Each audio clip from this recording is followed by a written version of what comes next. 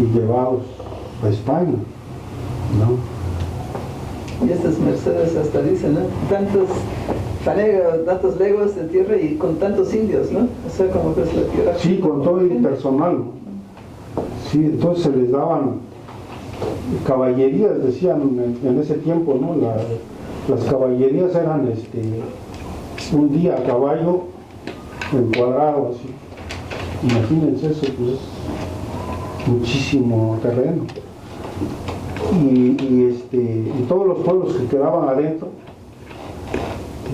los llamaban para dar para la servidumbre, pues, ¿sí?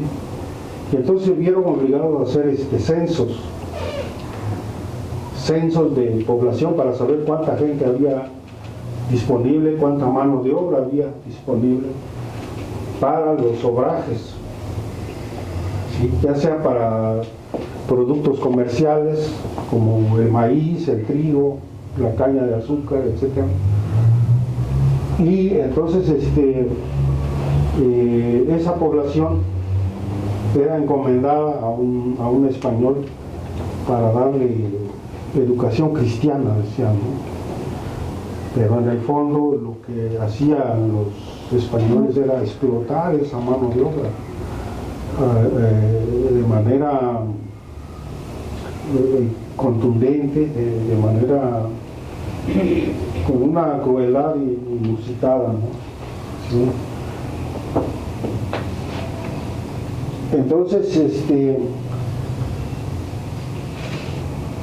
esto era una parte, ¿no? Pero también se le daban mercedes reales a la nobleza originaria, ¿sí? A los caciques y funcionarios naturales, ¿sí?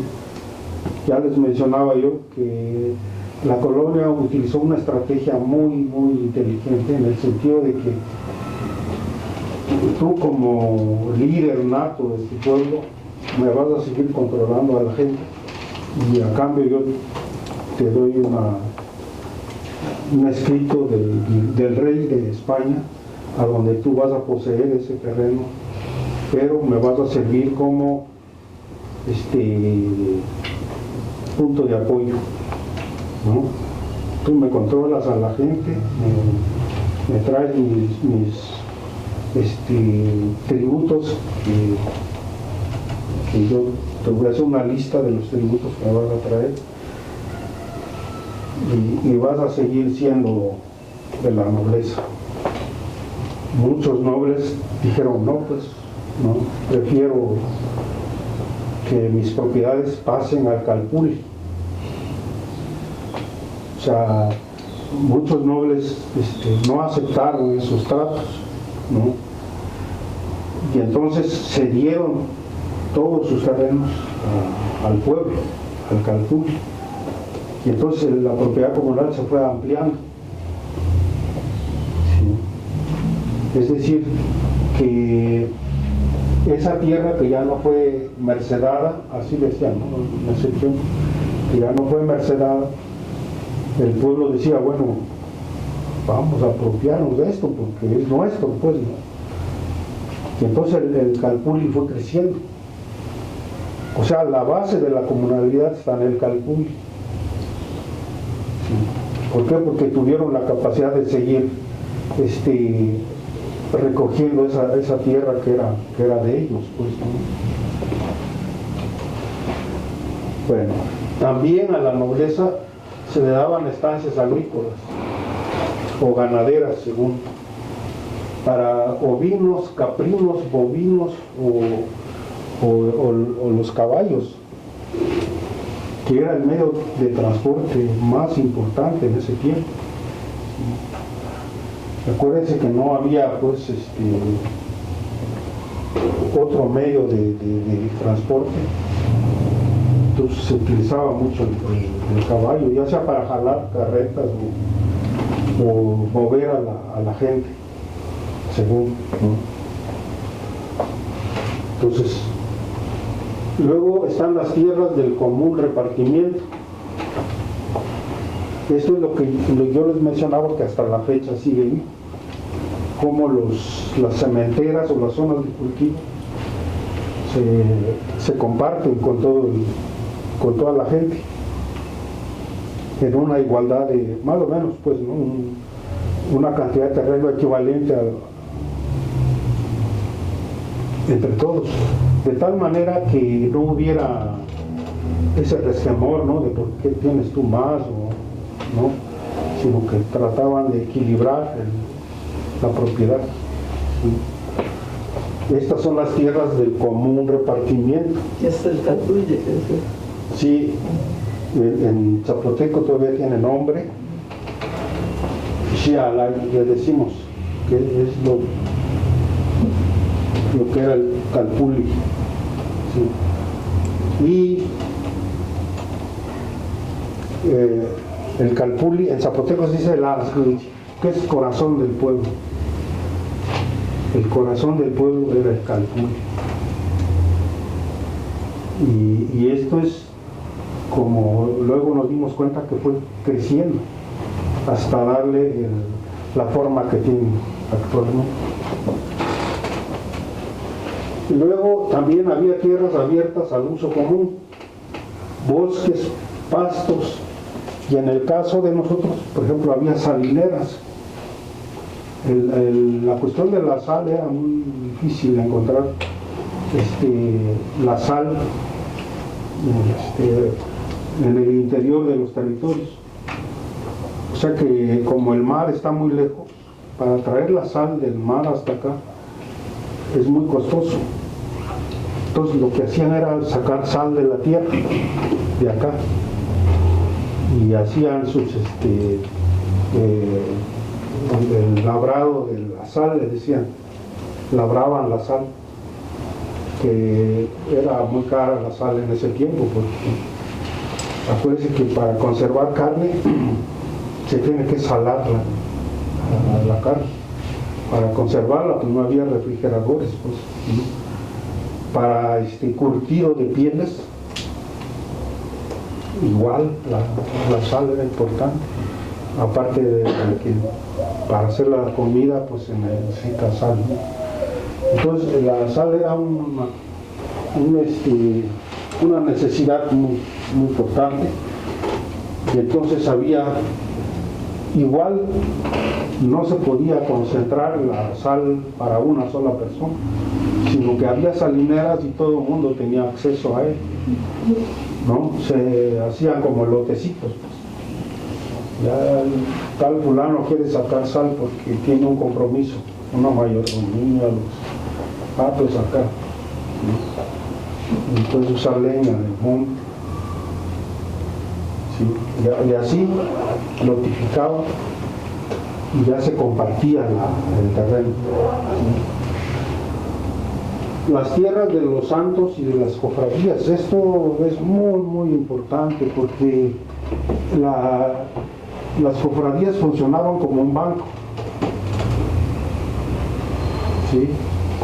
O sea, se les daba la tierra a las cofradías y lo trabajaban colectivamente, y el recurso que salía de ahí era como una caja del pueblo.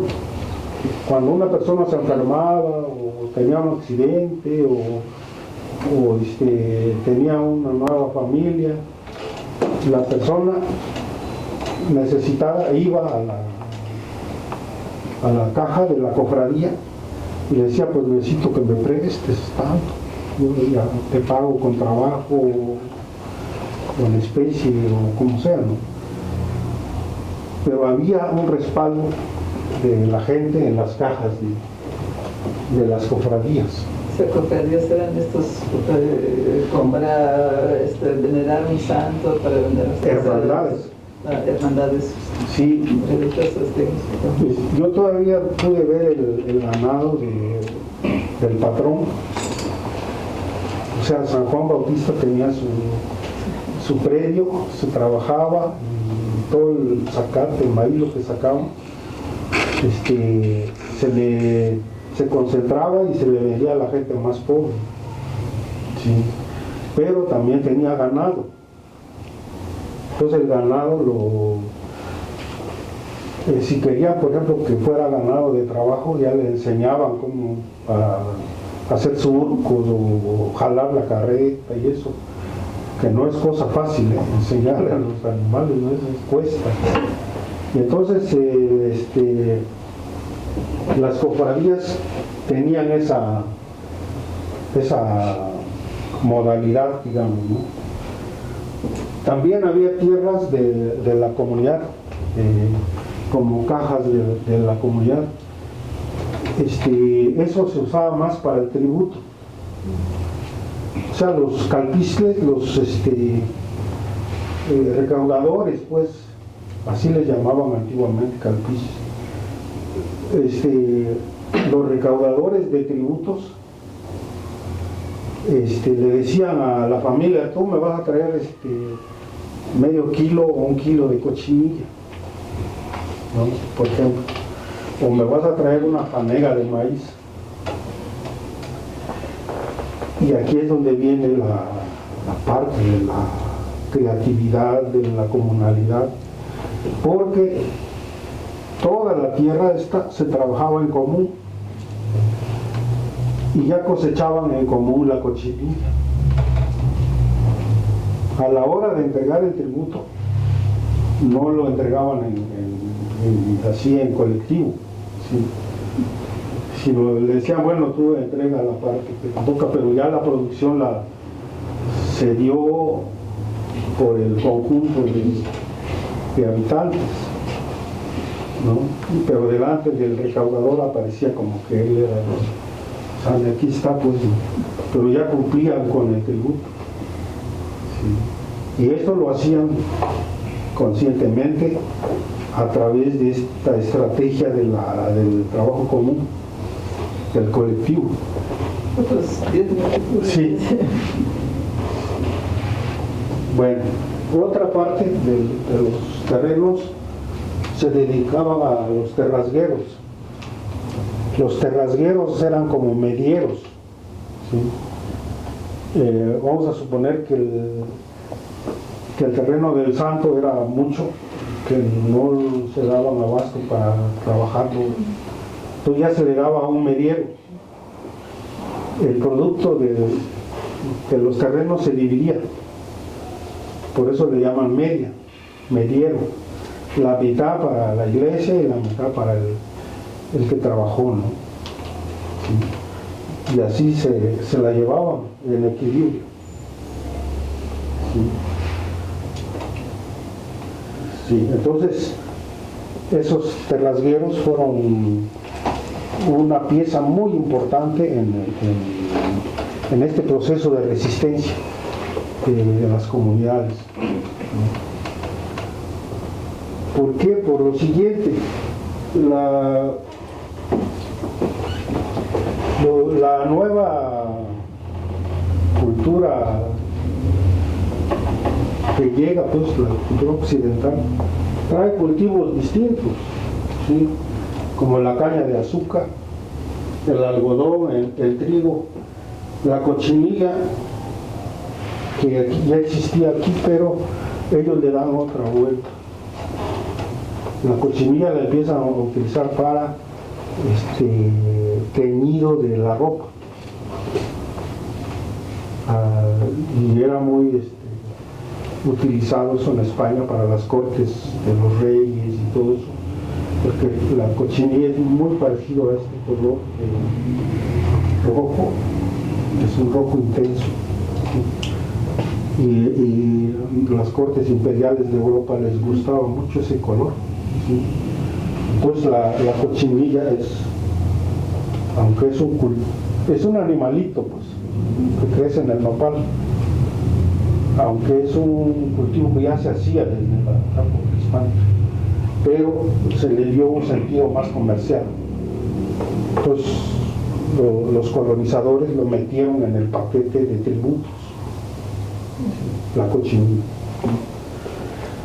Luego trajeron las explotaciones mineras, que aunque ya se conocía su extracción, y lo vemos en los tesoros de Monte Albán, y todo eso, que ya el oro se trabajaba. Había orfebrería, pues, pero ellos le dieron un sentido más comercial.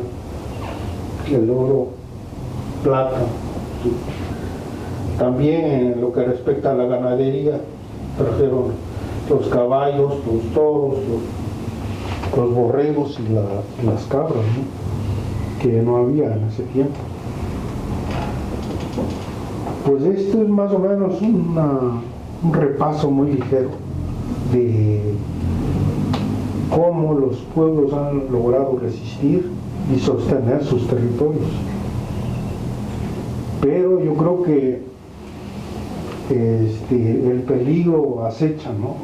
Ahora con todo esto que estamos viviendo, que se habla de un mundo multipolar, pero que en realidad es un sistema único, pues, que tiene como su meta apropiarse de lo que no es de ellos, desgraciadamente. Desde sus inicios, pues ya lo escribió Marx muy claramente, ¿no? Él hablaba de una acumulación originaria. La acumulación originaria del capital se supone que era una etapa inicial de donde iba a partir el capitalismo para desarrollarse. Desgraciadamente vemos que eso no es cierto. El capitalismo va a apropiarse de todo para consolidarse a nivel mundial. Y como los pueblos tienen todavía mucha riqueza, los pueblos tienen que sufrir todavía el despojo, ¿sí? Y para eso yo les decía que necesitamos prepararnos en algo que pues no son bombas, ¿no? Sino que son la preparación de las generaciones jóvenes desde la comunalidad y en la comunalidad, para que puedan comprender la dimensión de nuestra presencia en el mundo, nosotros como pueblos originarios, ¿sí? Y es en el territorio donde se cristaliza todo ese propósito de nosotros como parte del mundo, pues, ¿sí? Yo no puedo concebir la idea de que la humanidad esté hecha para ser despojada permanentemente. Debe haber un momento en que cambie nuestra mentalidad y que las cosas transiten por otra vía más compartida, más de seres humanos, ¿no? Y los pueblos nos dan ese mensaje a través de su forma de vida, que es de compartimiento, ¿sí? Y toda esta guerra que hemos visto por 500 años, porque pues en todo han participado los pueblos. La guerra de independencia, ¿quiénes integraron las guerrillas y los ejércitos? Fueron los pueblos. En las guerras de reforma lo mismo, fueron los pueblos. En la revolución por lo mismo. Fíjense que no está muy documentado, pero durante 300 años que duró la colonización española, hubo levantamientos de los pueblos a lo largo de 300 años.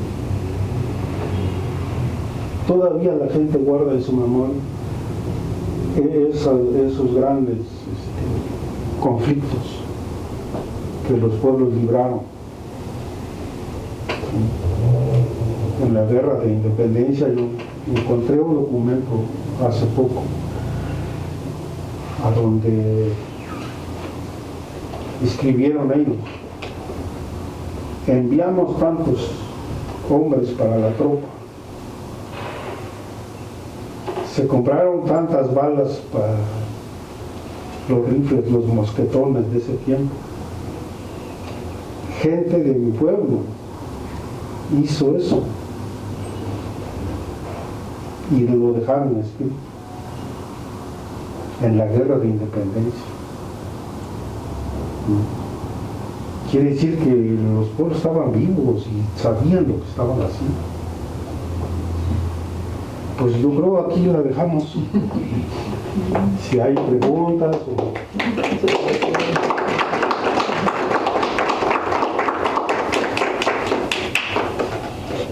Es una pregunta, super.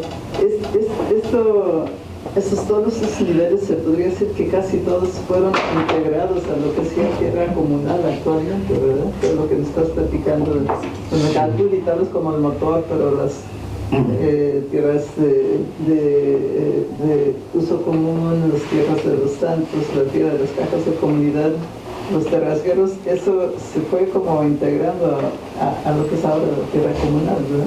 Sí, o sea que esa es la importancia, ¿no?, de la comunalidad, cómo todo aquello que les servía lo fue jalando y lo fue apropiándose de todo. ¿Sí? Por ejemplo, las tierras de los santos, pues en realidad era entrecomillado, porque en realidad los que los compartían era la misma gente, ya sea en una fiesta, ya sea en un compartimiento, ¿no? Pero en el fondo eran los pueblos los que lo manejaban y lo aprovechaban, ¿sí? Y muchos de estos elementos siguen vivos, aunque esto es una fotografía, digamos, de la colonia, pero muchos de esos elementos siguen vivos. O sea, la memoria colectiva de la gente está presente, ¿sí? Hay santos que tienen ganado todavía, ¿no? Hay santos que tienen ganado todavía. En San Miguel Tequiscote decían, ¿no? Todavía tenían. Sí. Pues si hay alguna otra pregunta, es muy extenso esto. Sí, porque nos faltaría ver la parte histórica, ¿no? Como la guerra de independencia fue terrible. Esa fue una verdadera revolución. La mayor parte de la tierra en ese tiempo, 1800, pertenecía a la iglesia, pertenecía a los monjes, a los curas, a los las corrientes religiosos, jesuitas, dominicos, betlemitas, pero a lo largo de 300 años se fueron adueñando de muchísima tierra. Y entonces la guerra de independencia consistió en eso, quitarle la tierra a la iglesia. Así. Y los pueblos lo hicieron. A pesar de que tenían una imagen suprema de los curas, ¿no? No, barrieron. Desaparecieron los conventos. Toda esa gente que estaba ociosa ahí las sacaron o las mataron, no sé exactamente. O se concentraron en las zonas urbanas, pero el caso es que los pueblos volvieron a recuperar la tierra. Sí, estoy hablando de miles de hectáreas que la gente se reapropió de ellos. Sí, porque la iglesia tenía ganado, tenía concesiones mineras, tenían pastura, grandes praderas para ellos, ¿no? Para sus negocios. Sí. Y en la guerra de independencia fue lo que pasó. Sí.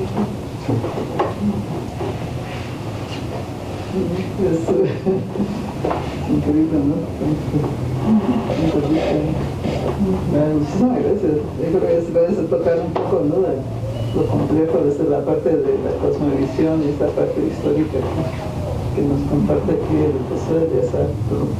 Pues excelente. Entonces vamos a hacer el cafecito y después vamos a hacer el ejercicio un poco. Ahora vamos a trabajar un poco otro tema de forma de